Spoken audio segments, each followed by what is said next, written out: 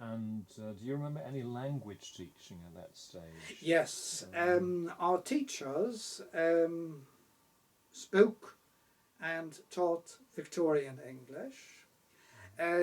They discouraged the use of colloquialisms. We were told not to use the word get. For instance, and we had to perform all kinds of linguistic contortions in order to avoid get. For example, we weren't allowed to say, I got off the bus.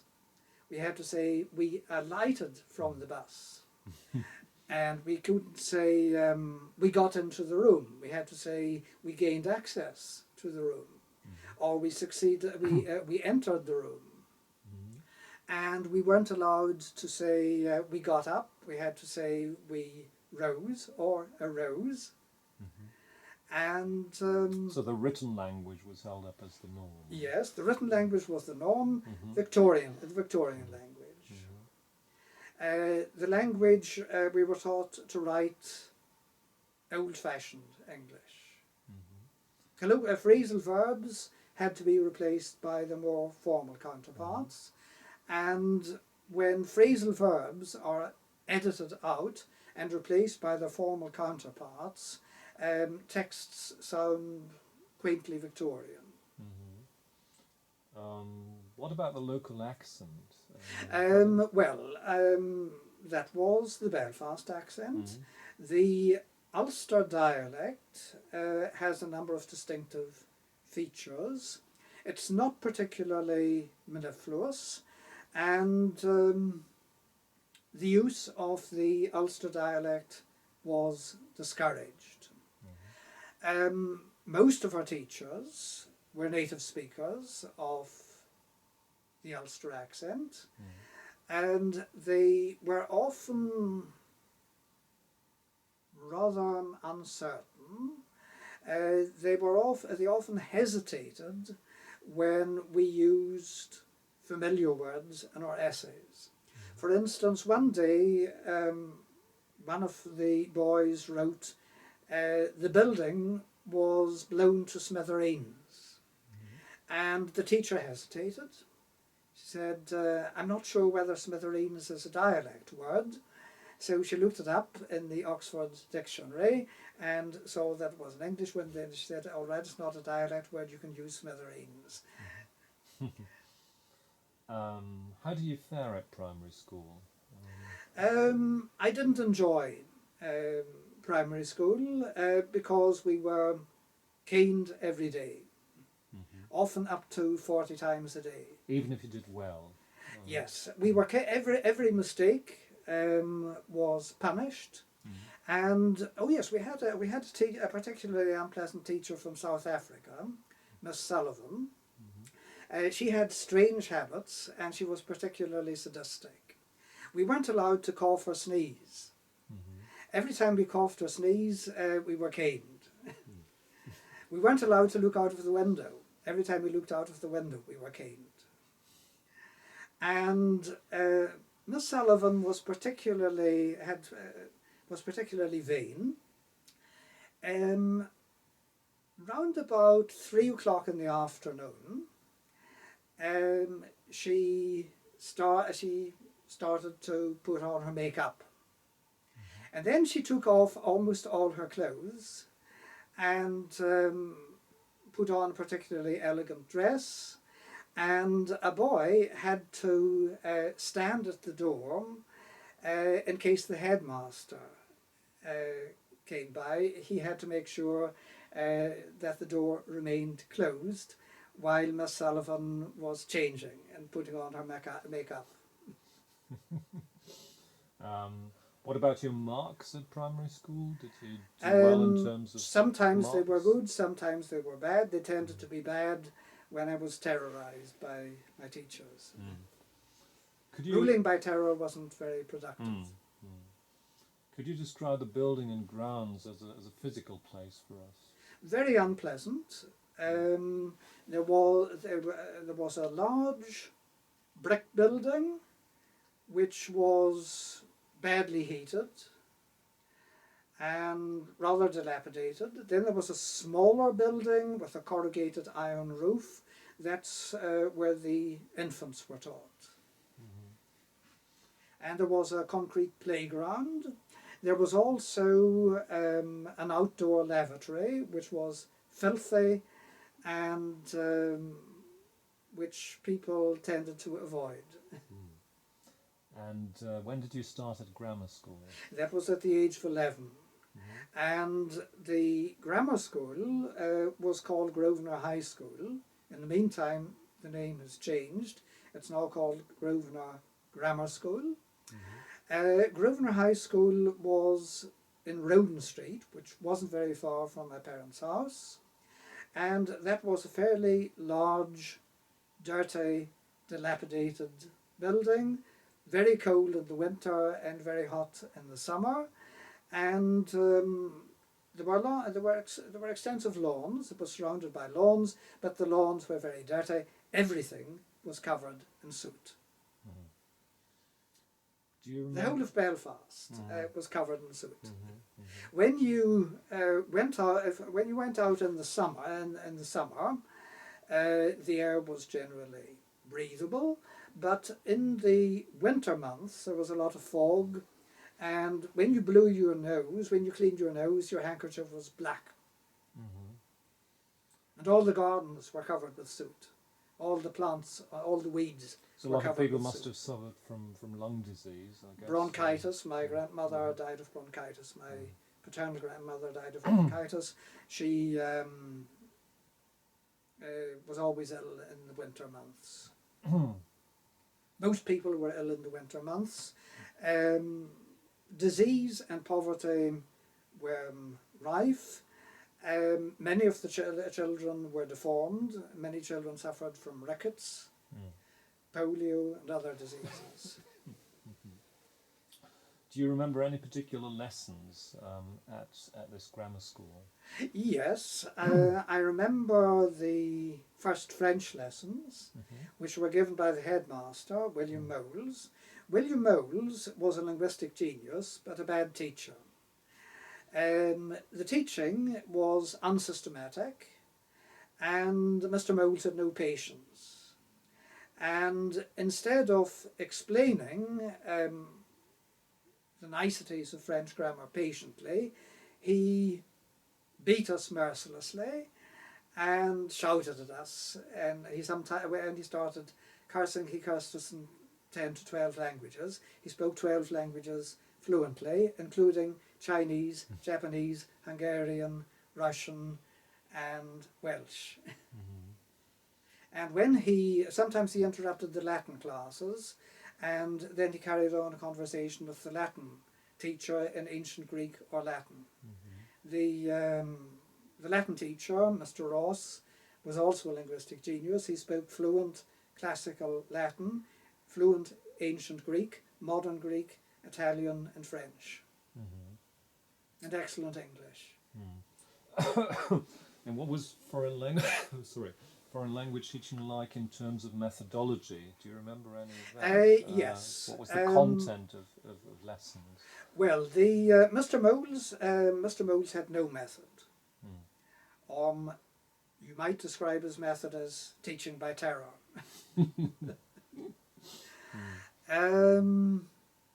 Later, I had a teacher called Miss Parr. Mrs. Parr was not particularly gifted, but she was a good teacher. She didn't know French as well as Mr. Moles. Mr. Moles had a native-like command of French and other languages. Mrs. Parr's knowledge of French was limited, but she knew how to teach beginners. She was very patient, very kindly, and she presented French grammar systematically. I learnt a great deal from Mrs. Parr. I also had a very unpleasant teacher called McGugan. She taught me for several years. I would put taught in inverted commas because the purpose of her teaching was not to convey knowledge. She tried to humiliate us in every possible way. and the purpose of her tests was not to test our knowledge of French. The purpose of the tests was to humiliate us. So it seems there were quite a few sadists around in those days. Yes. She always told us that we were stupid and that we would never learn French. And several of the pupils were much more intelligent than she was. And I taught myself French. I learned French despite Miss McGugan's efforts. She did her best to discourage everyone. Do you remember anything about that? Do you remember how you first started discovering things about foreign languages on your own? Yes. Especially things that your school teachers had not caught up with. Perhaps. Yes. Well, I remember the first French test. We were given a fairly sophisticated literary text which contained about 50 words and expressions that had never been discussed in class. And I remember we had the word courant. I was particularly irritated by the word courant. I knew the verb courir, and I knew that courant was the present participle, but we hadn't been taught that courant was also a noun, meaning current. And we were given a text about a dog that fell into a river and was swept away by a rapid current. And we had to guess that courant was current and not the present participle of the verb courir, to run. After that class test, it was clear that Miss McGugan was determined to discourage us in every way. It was clear that I would have to wage war on Miss McGugan, and that required massive weaponry. That massive weaponry consisted of an extensive French vocabulary and a very good knowledge of French grammar. So I started borrowing books from the local library. I borrowed books from my uncle, and I started listening to the radio, or the wireless, as it was called in those days. In those days, the word radio wasn't used. A radio was called a wireless set. And my father had an old wireless set from the 1930s, and the quality of the reception was appalling. Despite that, I managed to pick up a lot of French by listening to the radio from the outset. At first it was very difficult because I had a very limited vocabulary, but after a few weeks I was able to understand news bulletins and discussions about politics and the like, and I started working through grammar books for advanced students and collecting examples. And all of this was, if I may just ask, during your first year of French? The first 2 years. First 2 years. And one day Mr. Moles stopped me in the corridor and addressed me in Latin, and he was astonished when I replied in fluent classical Latin. And then he asked me a question in French, and he was surprised when I replied in fluent French. And then he started to take an interest in me. He realized that I was not as stupid as he had originally assumed. He originally assumed that everyone was stupid. And he told us so. And I remember an essay I wrote for Miss McGugan. I wrote an essay in fairly sophisticated literary French, and she crossed out several of the phrases I had used and told me they were wrong. She never explained why anything was wrong. She just said it was wrong, and then she added that we were stupid. And if we asked questions, she said, read the grammar book. And if we repeated a question, she threw the grammar book at us. And that day I was well prepared. And I had several books in my satchel.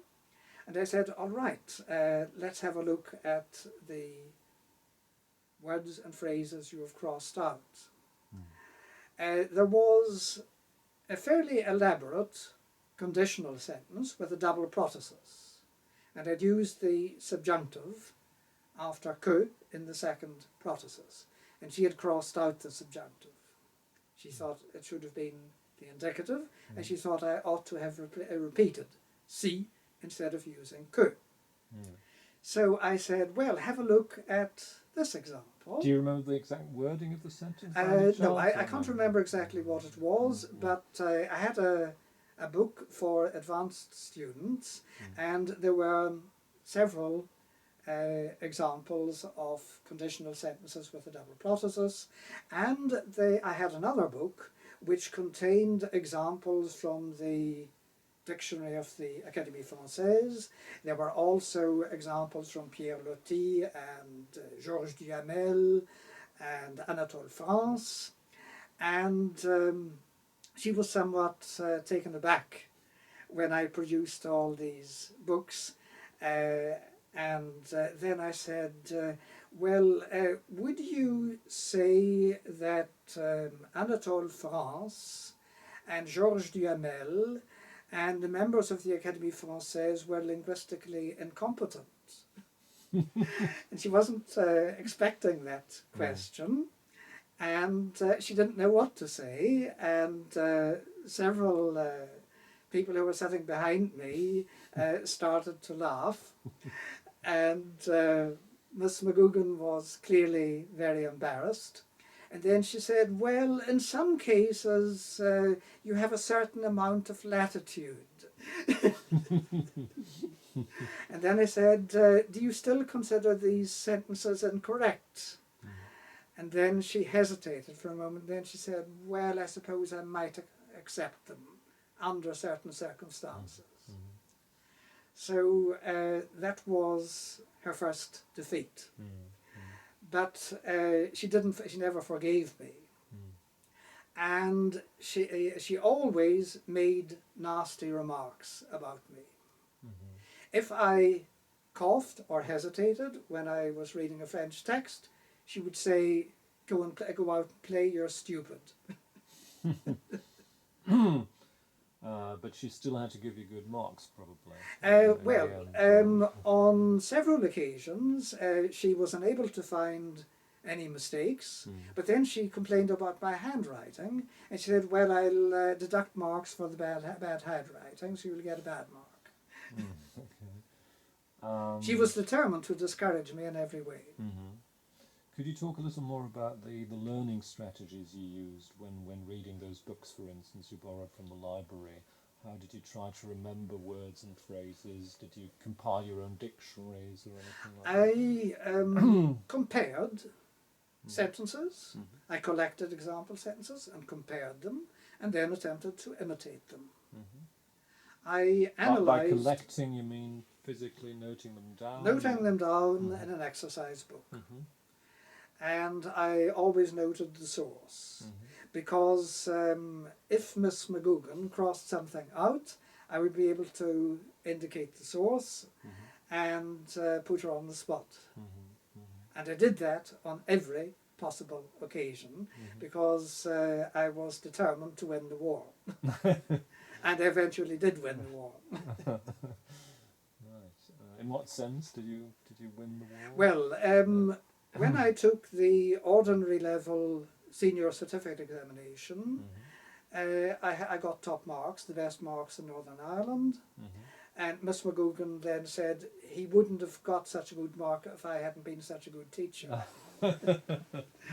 And then a year later I took the advanced level senior certificate examination, and received a book prize from the French consulate. Again, I got the best marks in Northern Ireland, and again Miss McGugan said, "You didn't deserve that mark. You wouldn't have got that mark if I hadn't been such a good teacher." And on one occasion she offered to congratulate me, and I refused to shake hands with her.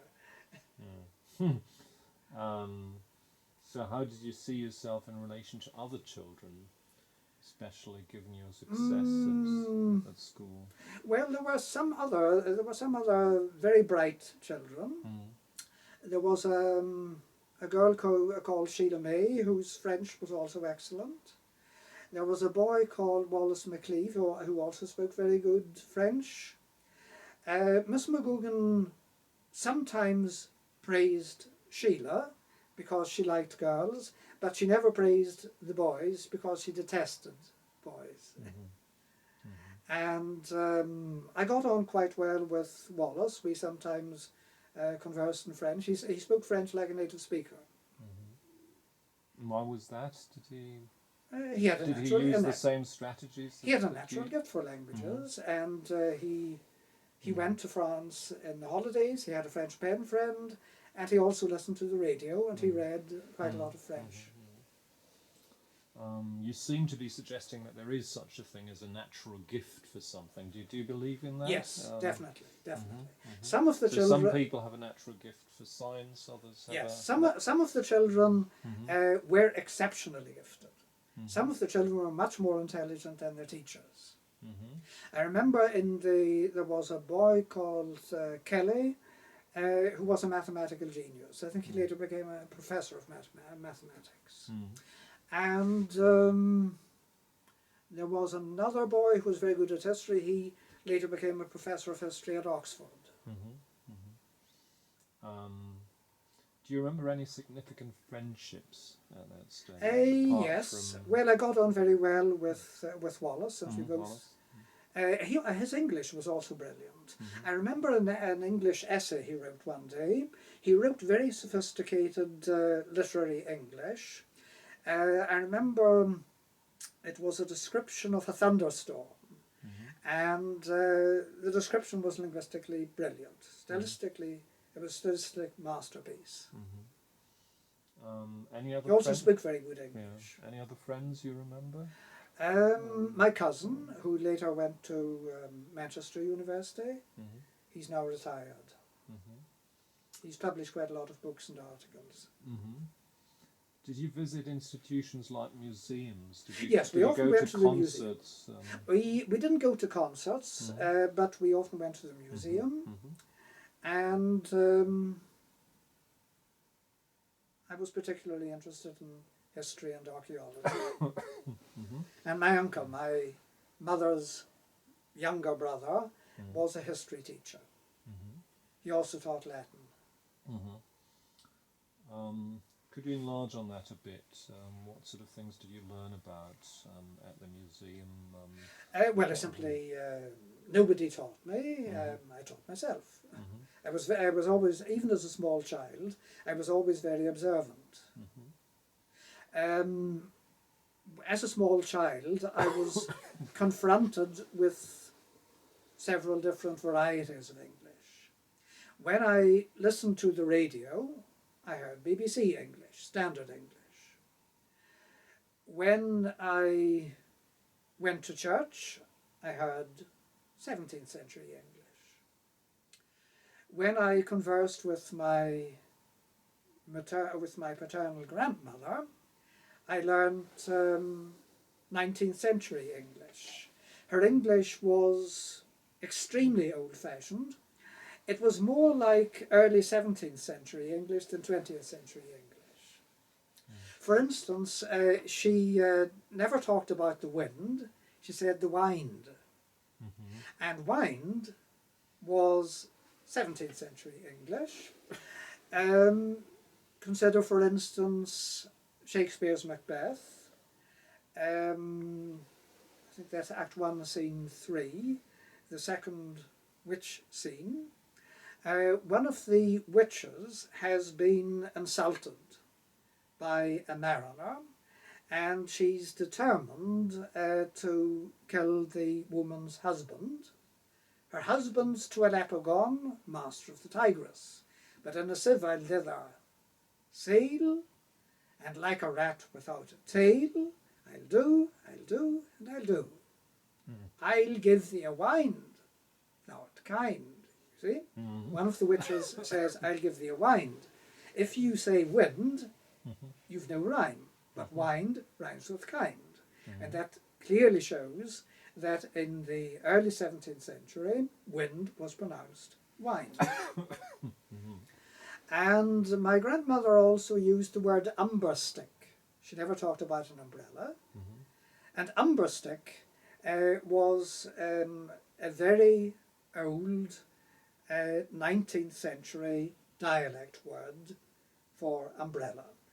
It's easy to see where it comes from. Umber comes from the Latin umbra, shadow or shade, and it might be compared with the Arabic word midala, which also comes from the word for shadow or shade, or the French ombrelle, which is a parasol. Ombrelle also comes from umbra. And at a very early age, I started asking questions about language. For example, I wanted to know why my father said umbrella, and his mother said umberstick. And I wanted to know why I didn't hear words like scallion when I listened to the radio. Scallion is an Ulster dialect word for spring onions. And in Belfast, everyone talked about scallions. And scallions were used to make champ.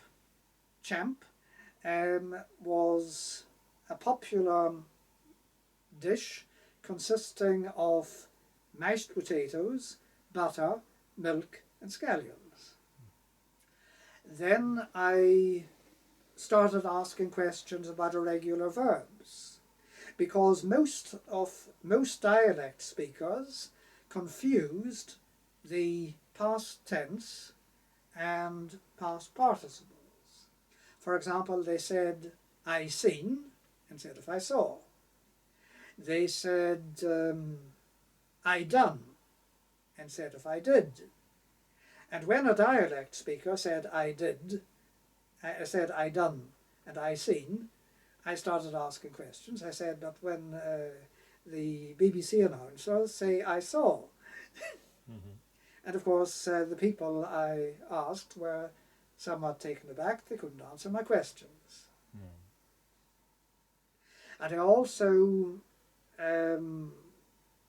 started asking questions about other dialect words which I couldn't find in my father's dictionaries. My father had a lot of dictionaries and encyclopedias, which I frequently consulted, and I couldn't find words like snatters.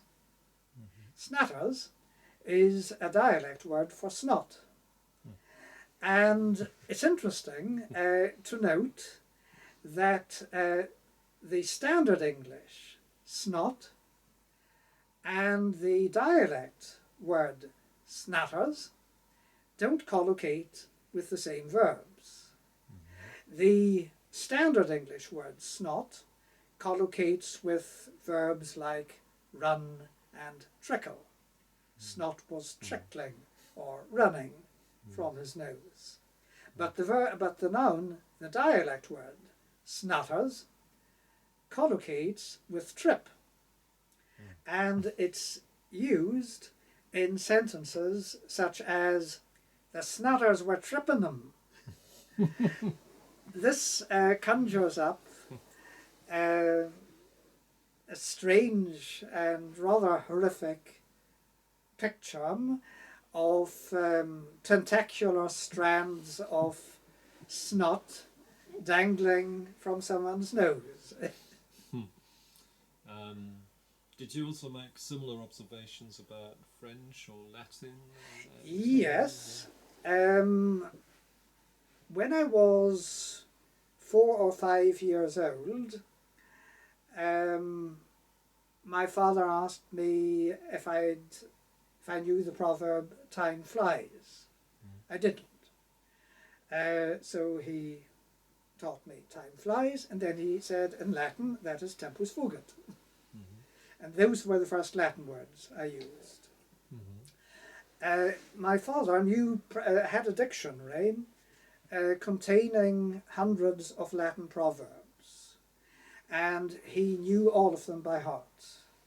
For example, ne sutor supra crepidam judicaret, which corresponds to the German proverb "Schuster bleibt bei deinem Leisten." And by the age of 6, I already knew over 100 Latin proverbs by heart. But I didn't know how to conjugate the verbs, and I didn't know how to decline the nouns. I discovered that later. And I remember the very first French words I learned, "Mon Dieu et mon droit." That was a motto of the French royal motto. I found that in a history book we used at school, but I didn't know how to pronounce the words. But I was determined to learn French, and later on I learned how to pronounce the words correctly.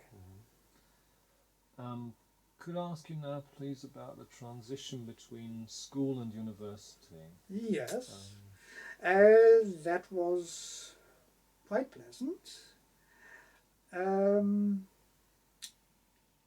One of the first persons I met was Henri Godin. Perhaps before we come to the people you met at university, how did you actually decide what to study? Well, was that a sort of foregone conclusion? No. I originally wanted to study geography. I was very interested in geography and in general, and geology in particular. I also learned a lot about meteorology. But I got better marks in French and German than in geography, and then I decided to read modern languages instead of geography. That's how the decision was made. And one of the first people you met was Henri Godin. And we got on very well from the outset. We liked each other. We respected. Could you say who he was? Yes, he was a bilingual Frenchman who hailed from the Vendée region. He was equally proficient in English and French. He spoke English better than his English colleagues, and he spoke, it goes without saying that he spoke French with native ease and fluency. He spoke French better than most native speakers. Most native speakers hesitate and say when they can't think of a word. Henri Godin never hesitated, and he had a prodigious memory. Every Monday he gave a lecture, a 2-hour lecture on French civilization. The lectures were given alternately in English and French, and he never used notes. He used a lot of slides, but he never used notes. He spoke for 2 hours without hesitation or error. And he had all his facts and figures in his head. Dates, names of famous people, names of famous artistic compositions, and so on and so forth. He knew everything by heart. He lectured on French history, music, architecture, painting, and so on. And the lectures were extremely impressive. And when I asked questions, I always got an answer. When I was at school, I could ask Mr. Moles questions. Mr. Moles was always prepared to answer my questions. but Miss McGugan stubbornly refused. And one day I asked Henri Godin a question about the relative completive construction, and he immediately cited examples from the works of Proust. He knew all the examples by heart. And so you started emulating. When I was all the- determined to speak and write French as well as Henri Godin. And were there any other lecturers you were very impressed with? Well, the other I didn't like the other lecturers in the French department because they weren't particularly competent. They knew a lot about French literature, but they couldn't speak French. And they always lectured in English because they couldn't lecture in French. And I despised them. And I sometimes quarrelled with them. I was in the German department. The lecturers were much more competent. Most of the lecturers in the German department were native speakers of German. And the non-native speakers had a near-native command of German. Hinderks was in charge of the German department in those days, and Hinderks was equally proficient in German and English, although he had grown up in a monolingual German environment. The Germans were all Jews who had been obliged to leave Germany to escape persecution. Hinderks came from Hamburg. When he left Germany, he went to South Africa. Then he moved from South Africa to England, and from England to Northern Ireland. His English was perfect. He spoke English with an Oxford accent, and he spoke English as well as Henri Godin. He never hesitated. He spoke much better than most native speakers.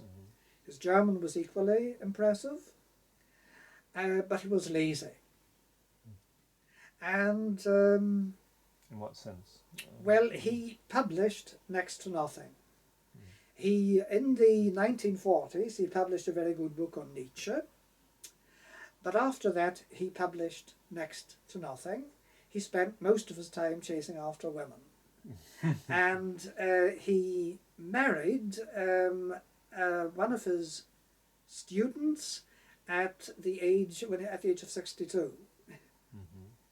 And a few months after his marriage, his wife gave birth to a small boy, and the small boy, who was called Daniel, sometimes appeared in the lecture room, and he would always say, Daniel and the Löwengrube.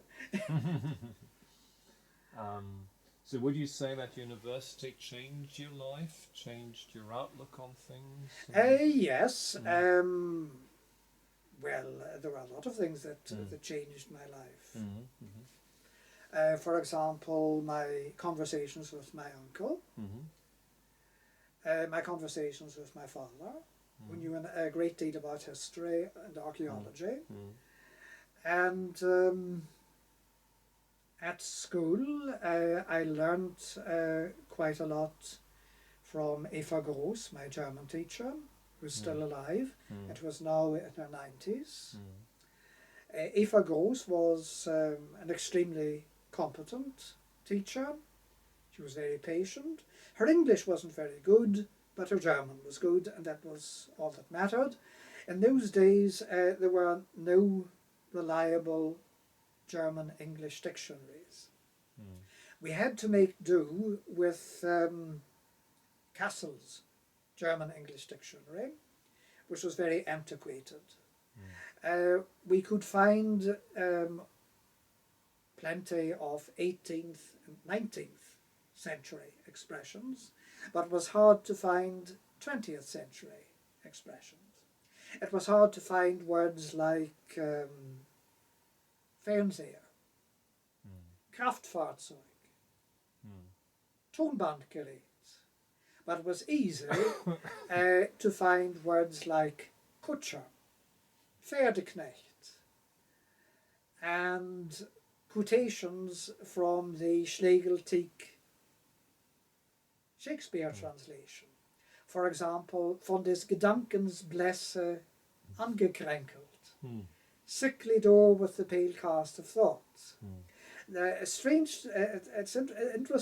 Curiously, this quotation has found its way into the Duden because it was used by Reichre Nicke. I find that's cool. Yes. And I learnt an enormous amount from Eva Gross. I started off with a very small German vocabulary. I learnt my first German word from my mother. That was Meshuggah. Because that's a Jewish word or Yes. a Yiddish word. Yes. In the 1930s, my mother worked in a draper's shop, which was run by a German Jew called Drucker. And Drucker frequently quarrelled with his wife, and she would always say, "Du bist Meshuggah." and my mother picked up the word Meshuggah, and that was the very first German word I learned. And then I learnt other German words, by listening to the radio, watching films, and reading comic strips. In the comic strips, there were a lot of stories about the Second World War, and so I learned words like Konzentrationslager, Gestapo, Blitzkrieg, and Achtung. When a German soldier appeared on the scene, he always said Achtung. And then I learned Gott strafe England in a history lesson. So when you arrived at university, were you better at German than at French? Or? I had an equally good command of both languages. I was equally proficient in both languages. And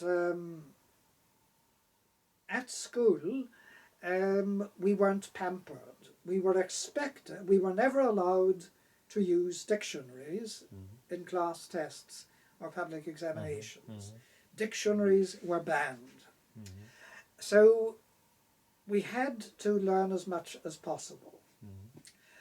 From the outset, we were expected to read difficult literary texts. We were expected to know words like jubé, ostensoir, or fanon, because these words were used in 19th century literature.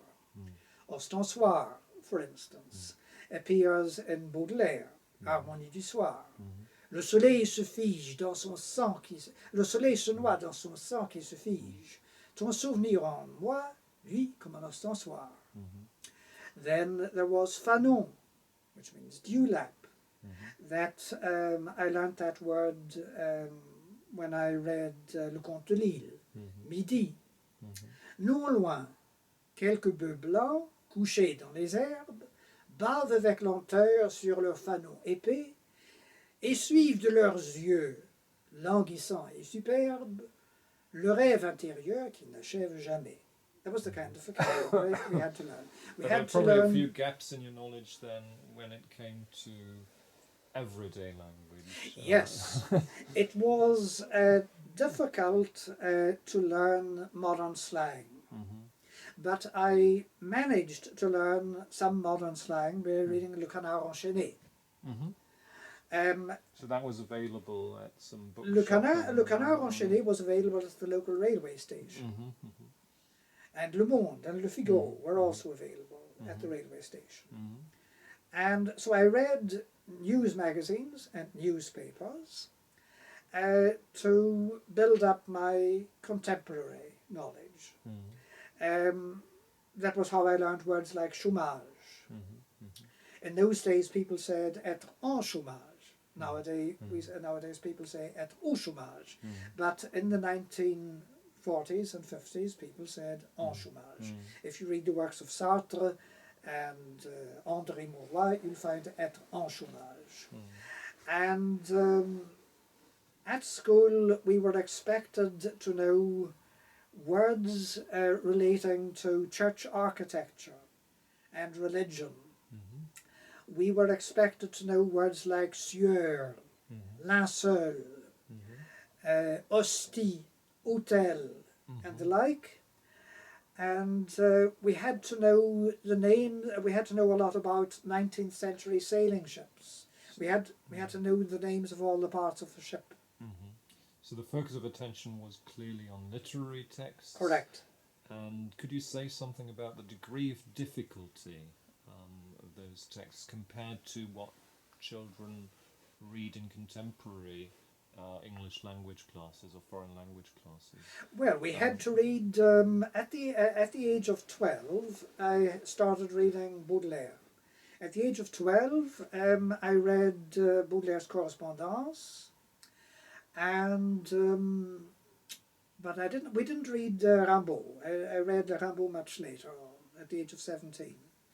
We had to read Victor Hugo, and I remember the very first French narrative text we read. That was Georges Simenon, Le Témoignage de l'Enfant de Cœur. I read that there. I remember. We got that text from Mrs. Moles. That was the headmaster's wife. The headmaster's wife was also very good at languages, but unlike her husband, she was very patient and kind-hearted. And I learned quite a lot from Mrs. Moles. Mrs. Moles spoke excellent French, German, Italian, classical Latin, medieval Latin, ancient Greek, and modern Greek. And she taught her own children at home. She had several children, and by the age of 6, all her children were fluent in classical Latin and ancient Greek. She taught them classical Latin, colloquial Latin, with the aid of the works of Plautus. And Mr. Moles expected his children to speak Latin and Greek during meals. And when we read Le Témoignage de l'Enfant de Cœur, Mrs. Moles patiently explained all the literary constructions, and I found that very helpful. And you read those books from cover to cover? You didn't just read excerpts? No. We were expected to know everything. We even the rarest words. For example, if you read Le Témoignage de l'Enfant de Cœur, you'll find des rideaux de guipure. And guipure is a relatively rare word, but we were expected to know that. And when we were in class tests, there were no footnotes. Nothing was explained. We were expected to know even the most difficult words and expressions. We got texts written by Lanson, Hugo, Le Comte de Lille, mainly 19th century literature. And there was no excuse for not knowing a difficult word or expression. And we were punished mercilessly for every mistake. There was less caning at grammar school than at primary school, but when Mr. Moles was in a bad temper, he also caned pupils. And one day a pupil broke a window when he was playing football in the playground, and he was caned mercilessly for over an hour. And were all the students able to live up to these very high standards? No, but there were quite a lot of gifted students. Standards were very high, and we were expected to speak Latin from the outset. Mr. Ross spoke Latin, and he taught us to speak Latin in the very first lesson. Do Do you remember how foreign language studies were viewed as a subject at university Yes. in comparison to, say, science? Well, we were rarely asked to translate texts about scientific subjects.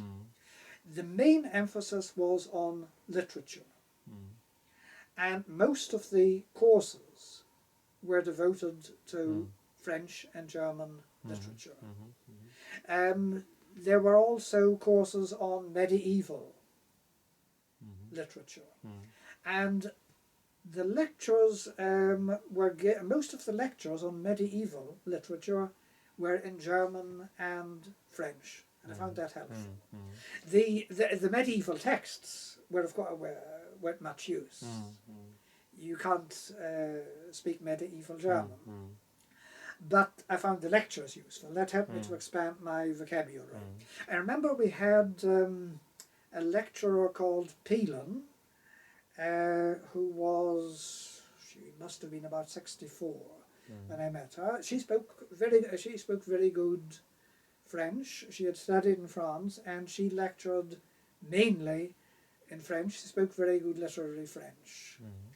But she was somewhat at a loss when she had to carry on a conversation about everyday matters.